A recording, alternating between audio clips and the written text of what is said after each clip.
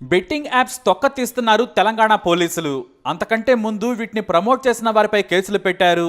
జైలుకు కూడా పంపుతామని హెచ్చరిస్తున్నారు ఉన్నతాధికారులు. అయితే బెట్టింగ్ యాప్స్ అనేది మహా డేంజర్ గేమ్.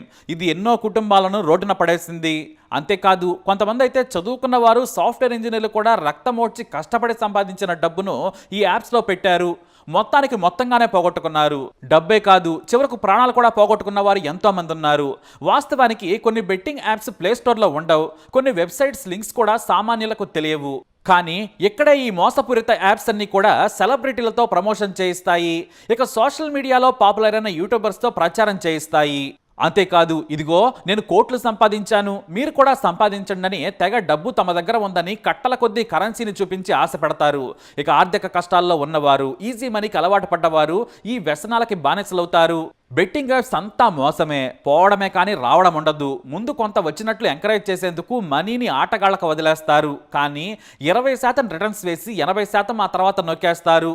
ఇది మోసమని తెలిసే లోపే మొత్తం లాగేస్తారు. ఇక ఆడుతుంటే కూడా కిక్ వచ్చేందుకు టెంప్ట్ వచ్చేలా యాప్స్లో సాఫ్ట్వేర్ను రూపొందిస్తారు. ఆ తర్వాత బకరాలు దొరకగానే యాప్స్ నిర్వాహకులు దగ్గరుండి కూర్చొని మొత్తం నొక్కేస్తారు. ఇక్కడ బాధాకరమైన విషయం ఏమిటంటే, బాగా చదువుకొని మంచి ఉద్యోగాలు చేసే యువత కూడా ఈ యాప్స్కు బలవుతున్నారు. అది మోసమని చెప్పినా కూడా వినని పరిస్థితి. ఇక మన ఇన్ఫ్లుయెన్సర్స్ దగ్గరకు వద్దాం. ఈ బెట్టింగ్ యాప్స్ని ప్రమోట్ చేసే వాళ్ళు ఖచ్చితంగా నీచ్ కమ్యూనిగాళ్లే. ఎందుకంటే శ్రమటోర్చి కష్టపడి సంపాదించుకున్న డబ్బును ఇందులో పెట్టుబడి పెట్టమని ప్రోత్సహిస్తారు ఈ నీచులు. తమ డబ్బు కకృతి కోసం అమాయకులకు గాలం వేస్తారు. ఈ సిగ్గుమాల ఇన్ఫ్లుయెన్సర్లు తమకు డబ్బులు వస్తే చాలనుకుంటారు. ఇక మీకు లక్షలు సంపాదించాలని ఉందా, అయితే ఈ యాప్తో ఆడండి, కోట్లు కొల్లగొడతారని చెబుతారు. కానీ ఆ బోకులు మాత్రం ఆడరు. ఇక దరిద్రం ఏంటంటే, ఎక్కడ ఆడాలి, ఎక్కడ డౌన్లోడ్ చేసుకోవాలో కూడా చెబుతారు. తమ సోషల్ మీడియా అకౌంట్స్లో లింకులు కూడా ఇస్తారు ఈ దగుల్బాజీ ఇన్ఫ్లుయెన్సర్లు. రోజు యూట్యూబ్లో, టీవీల్లో, ఇన్స్టాల్లో కనిపించే వీళ్లకు లక్షల కొద్దీ ఫాలోవర్స్ ఉంటారు. వీరి మాటలను గుడ్డిగా నమ్మి ఎంతోమంది లక్షలు పోగొట్టుకున్నారు. కాకపోతే ఈ బెట్టింగ్ యాప్స్ను ప్రమోట్ చేసిన దరిద్రులు మాత్రం యాప్స్ నుంచి లక్షల్లో తీసుకుంటారు. చిన్న ప్రమోషన్కు లక్షలు కొట్టేస్తారు. ఇక ఈ బెట్టింగ్ యాప్స్లో ముఖ్యంగా వినిపించిన పేరు హర్ష సాయి. ఇతనైతే మేము ఎవరిని ఆడించాం, ఎవరిని బలమెంత పట్టమని చెబుతున్నాడు. చేసేది పనికిమాలిన పైనప్పుడు తాను నిజాయితీ పరుడైనట్టు మాట్లాడకూడదు. ఇతని తొక్క తీసేందుకు తెలంగాణ పోలీసులు రెడీ అయ్యారు. అయితే ఈ బెట్టింగ్ యాప్స్ పనిపట్టడానికి ముఖ్య కారణం టీజీఎస్ఆర్టీసీ ఎండీ సజ్జనార్. మొదటి నుంచి బెట్టింగ్ యాప్స్ వల్ల ఏ ఒక్కరు నష్టపోయిన వార్త కనిపించినా ఆయన తన సోషల్ మీడియా అకౌంట్లో షేర్ చేస్తారు. మీరు మోసపోకండి, ఇలాంటి వాటి బారిన పడద్దని రోజు హెచ్చరిస్తూనే ఉంటారు. సైబర్ నేరగాళ్ల నుంచి ఈ మోసపూరిత సైబర్ బెట్టింగ్ దొంగల వల్ల మోసపోవద్దని హెచ్చరిస్తూనే ఉన్నారు ఆయన. ఇక లోకల్ బాయ్ నాని తాను బెట్టింగ్ యాప్ ఆడి తెగ డబ్బు సంపాదించానని ఓ యాడ్ చేశాడు. అది కాస్త సోషల్ మీడియాలో వైరల్గా మారింది. సజ్జనార్ గారి దృష్టికి రావడంతో దాన్ని ఆయన షేర్ చేశారు. అమాయకులను వీడు మోసం చేస్తున్నాడు, అంత డబ్బు ఎవరికైనా జోదం వల్ల వస్తుందా, కష్టపడి సంపాదించుకున్న వారి డబ్బును దోచుకునేందుకు మోసం చేస్తున్నాడు, మీరు ఇతని మాటలను నమ్మొద్దు, పోలీసులు కఠిన చర్యలు తీసుకోవాలని కోరారు ఆయన. అంతే, ఏపీ పోలీసులు అతని మీద కేసు నమోదు చేశారు, అరెస్ట్ కూడా చేశారు. ఈ దెబ్బకు దిగొచ్చిన నాని ఆ తర్వాత తప్పైందని లెంపలేసుకున్నాడు. తాను తప్పు చేశాను, మోసం చేశానని కూడా ఒప్పుకున్నాడు. ఇక సరిగ్గా ఇదే సమయంలో ప్రపంచ యాత్రికుడు అన్వేష్ కూడా ఈ యాప్లకు వ్యతిరేకంగా పోరాడుతున్నారు. సజ్జనార్తో లైవ్ కూడా చేశారాయన. అయితే అన్వేష్ గతంలో పరోక్షంగా అతను వ్యభిచారాన్ని ప్రమోట్ చేశాడు, బూతులు కూడా మాట్లాడాడు. సరే, ఆ విషయం పక్కన పెడితే తనకు ఉన్న ప్రత్యర్థులను టార్గెట్ చేసిన అన్వేష్ వారిని ఎక్కడ కొట్టాలో అక్కడ కొట్టాడనే టాక్ మాత్రం ఉంది. కానీ బెట్టింగ్ యాప్ల మీద మాత్రం సిన్సియర్గానే ప్రచారం చేశాడని చెప్పొచ్చు. సజ్జనార్తో లైవ్ షోతో మరింత ఈ యాప్ల మీద అందరికీ అవగాహన వచ్చింది. దీంతో తెలంగాణ పోలీసులకు సజ్జనార్ తన సోషల్ మీడియా అకౌంట్స్ ద్వారా ఫిర్యాదు చేశారు. అమాయక ప్రజలను, యువతను దోచుకుంటున్నారు, వీరి భర్తం పట్టాలని కోరారు. ఇక ఈ యాప్ల దోపిడీకి ముఖ్య కారణం ఈ ఇన్ఫ్లుయెన్సర్లే. యాప్లో ఎలా డౌన్లోడ్ చేసుకోవాలో కూడా చెబుతారు. ఎవడైనా కోట్లు సంపాదిస్తాడా?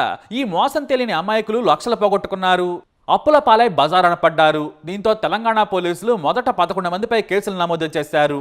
ఇన్ఫ్లుయెన్సర్ల మొత్తాన్ని బుక్ చేశారు. వీరి డబ్బు కోసం కకృతి పడ్డ వీరు ఎంతో మంది నాశనం కావడానికి కారణమయ్యారు. ఇందులో మొహమాటమే లేదు. మరి ఖచ్చితంగా వీరిని జైల్లో వేయాలి, కనీసం 10 ఏళ్ల శిక్ష పడేలా చేయాలంటున్నారు బాధితులు. ఎందుకంటే ఊరికే మాటలు నమ్మినందుకు వీధన పడ్డారు. తాము అన్యాయంగా పోగొట్టుకున్న డబ్బులను ఈ ఇన్ఫ్లుయెన్సర్లే ఇవ్వాలని కొంతమంది బాధితులు డిమాండ్ చేస్తున్నారు. లేదంటే వారి ఇళ్ల ముందు ధర్నాలు కూడా చేస్తామని హెచ్చరిస్తున్నారు. ఇక పోలీసులు మెల్లిగా ఒక్కొక్కరి తొక్కా తీయడంతో ఏకంగా 25 మందికి చేరింది లిస్టు. ఈ పనికిమాలిన యాప్స్ ప్రమోట్ చేసిన వారిలో హీరోలు రానా, ప్రకాష్ రాజ్, విజయ్ దేవరకొండ కూడా ఉండడం విశేషం. వీరికి కూడా పోలీసులు నోటీసులు జారీ చేశారు. ఇక ఎక్స్పోజింగ్ చేస్తూ నిధి అగర్వాల్, కాజల్ అగర్వాల్ లాంటి హీరోయిన్స్ కూడా ఈ యాప్స్ ను ప్రమోట్ చేశారు. ప్రస్తుతానికి ఇన్ఫ్లుయెన్సర్లందరినీ కూడా లోపలేసే పనిలో పడ్డారు పోలీసులు. అమాయకులను మోసం చేస్తూ ఈ సెలబ్రిటీలు ఏ యాప్లను ప్రమోట్ చేశారో ఓసారి చూద్దాం. హీరో రానా ప్రకాష్ రాజులు జంగ్లీ రమిని ప్రమోట్ చేశారు. Vijay Devarakonda A23 app, Manchu Lakshmi YOLO 247, నటి ప్రణీత ఫెయిర్ ప్లే, హీరోయిన్ నిధి అయితే ఏకంగా ఎక్స్పోజింగ్ చేస్తూ G-Twin ను ప్రమోట్ చేసింది.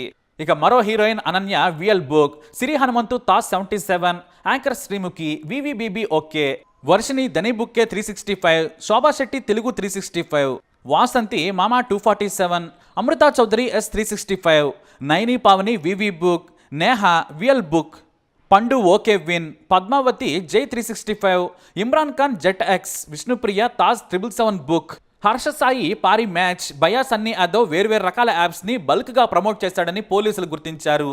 ఇక యాంకర్ శ్యామల ఆంధ్ర 365, టేస్టీ తేజ కూడా చాలా యాప్స్ ప్రమోట్ చేశాడు. ఇతనితో పాటు రితు చౌదరి కూడా పెద్ద దందాన్ని నడిపింది. చాలా యాప్స్కు ఆమె ప్రమోటర్గా ఉన్నారు. సుప్రీత కూడా మల్టిపుల్ యాప్స్ ప్రమోటర్గా ఉన్నారు. అయితే ఈ యాప్స్ పై పోలీసులు విచారణ చేస్తున్నారు. ఈ ఇన్ఫ్లుయెన్సర్స్ అంతా కూడా ఇక జైలుకి వెళ్లాల్సిన పరిస్థితి ఏర్పడింది. మోసం క్రమానుగుణంగా చేసిన నేరం, మోసం చేసేలా ప్రోత్సహించటం, తెలంగాణ స్టేట్ గేమింగ్ యాక్ట్ తో పాటు ఐటీ సహా ఇతర సెక్షన్లను పోలీసులు నమోదు చేశారు.